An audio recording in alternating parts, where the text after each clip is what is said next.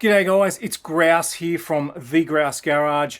Today's video is a quick and simple how to rebuild fuel injectors in an Aussie Commodore LS1. Come and check out how easy it is.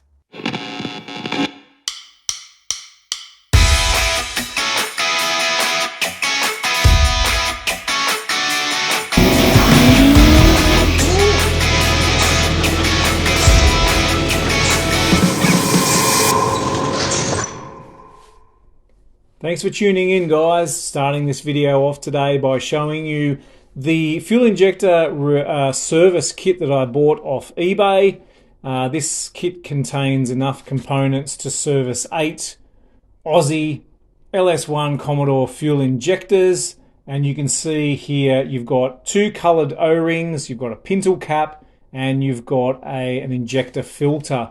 And as I said, there's enough there to service 8 fuel injectors. So we're starting off here by removing the pintle caps. Now, all you've got to do here is get yourself a nice solid flat blade screwdriver and just position it between the bottom O-ring and the pintle cap and working on an angle there. Use only a little bit of force and pop the pintle cap off. Just show you again now with this injector here. Flat blade screwdriver between the O-ring and pintle cap, some downward force, and that pintle cap pops straight off, and then just slide the O-ring off as well. Once you've done all 8 injectors, put an 8 gauge wood screw in a bench vise, nice and solid.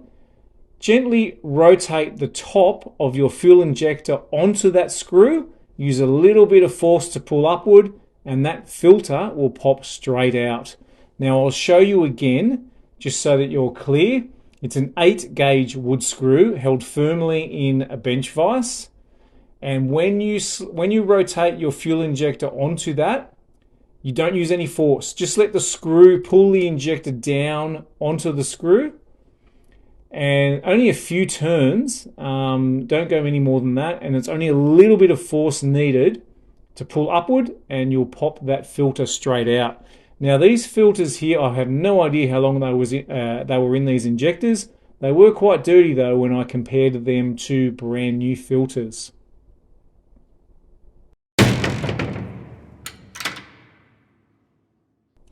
So now I'm back on the workbench, and what I've got here, I've got my injector and I'm just inspecting it.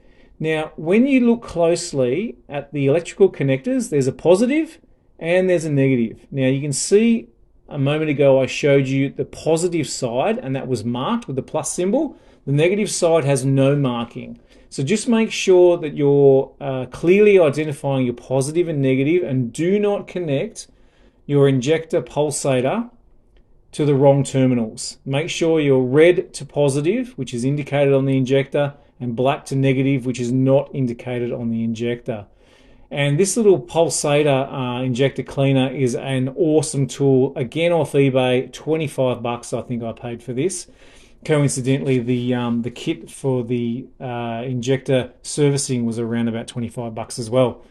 So I've got some nice heavy duty degreaser in an ultrasonic jewelry cleaner bath, which I picked up a couple of years ago online, pretty cheap as well. Never cleaned any jewelry in it. I've only ever used it for car parts. So I've got the ultrasonic cleaner running, and I've got the pulsator running on the injector. And I left it sitting in that degreaser cleaning solution for a couple of minutes, maybe a few minutes. And then what I decided to do, I thought that's not going to be enough really to do anything for the injector. So with the ultrasonic bath still running and the pulsator still triggering the injector, I lifted it out, and with my air compressor and air gun, I gently blew compressed air through the injector. Now what that is doing, it's forcing the cleaner that's sitting in the injector, it's forcing it through the injector whilst the injector is pulsing and the ultrasonic bath is buzzing. And I did that for about 30 odd seconds, and then I just gently laid the injector back down in the ultrasonic cleaner. The injector's still pulsing, the ultrasonic cleaner's still running, and I left that there now for another minute or so. And then I brought it back out and blew compressed air again gently through the injector for about another 30 odd seconds, maybe a minute. And what I'm trying to do here is simulate a full professional injector cleaner where you bench clean your injectors and force fuel and force cleaner through the injector to clean the nozzles. I think on a workbench in your own garage at home, I think this is a really good way of making sure the tip of that injector is super clean.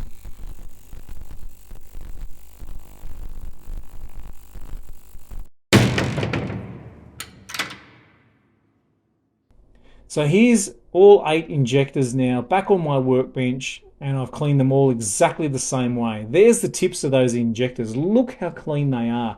Really, really came out absolutely mint.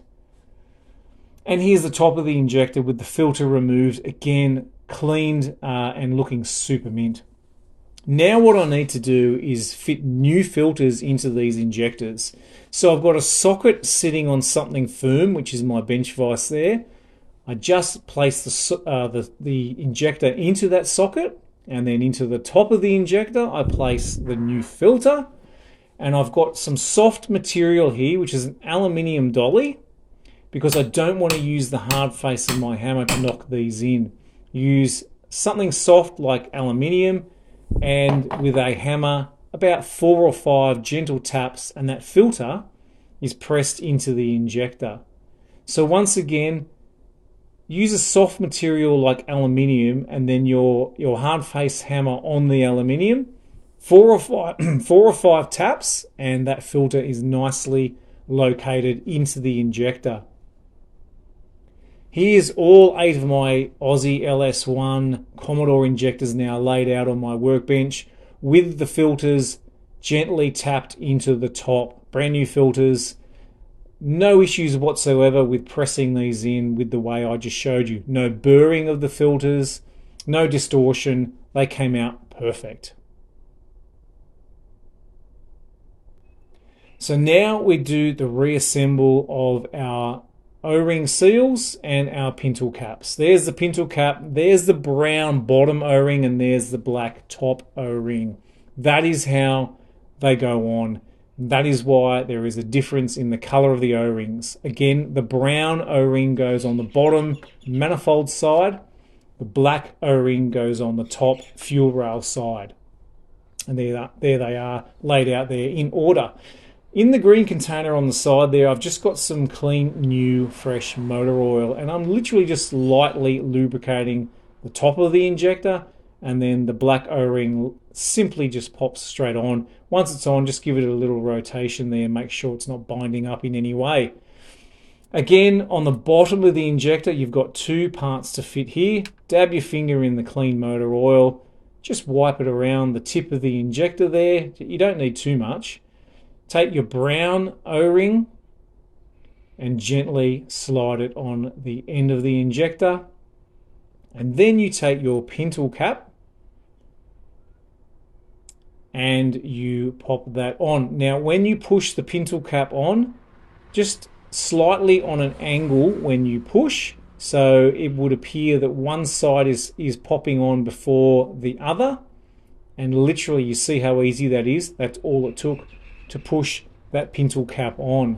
Now, I saw plenty of online videos of just generic injector servicing, and I saw guys really struggling with pintle caps and using all sorts of weird methods. I can tell you now that for an Aussie Commodore Holden LS1 fuel injector, that's all it took to push that pintle cap on. Now, here is my completed fuel injector. You can see the top there with the black O-ring and the new filter installed, and then you can see the bottom of that injector with the fresh new pintle cap and brown O-ring, and you can see how clean the nozzle is on that injector right there. Now, that's all there is to it, guys. If you've enjoyed this video, thanks for watching. Please give it a like, and please give my channel a sub. And I hope this helped you out with your injector servicing. Thanks for watching.